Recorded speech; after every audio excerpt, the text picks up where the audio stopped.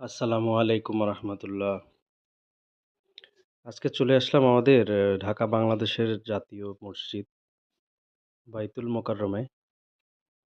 আসরের পূর্বে চলে আসছি আসরের নামাজ পড়ার জন্য।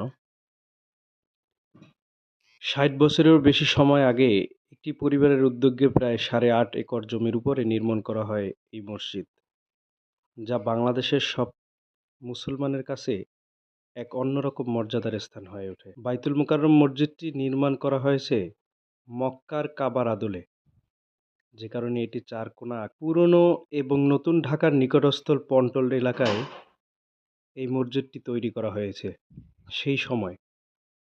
জানা যায় বর্তমানে এই মসজিদে একসঙ্গে ৪০,০০০ মানুষ নামাজ আদায় করতে সক্ষম। তাছাড়া বাংলাদেশের বৃহত্তম এই মসজিদে ইতিহাস এবং গুরুত্ব নিয়ে অনেক বইও প্রকাশিত হয়েছে। অনেক সুন্দর একটি মসজিদ। আপনি না আসলে আসলে বুঝবেন না।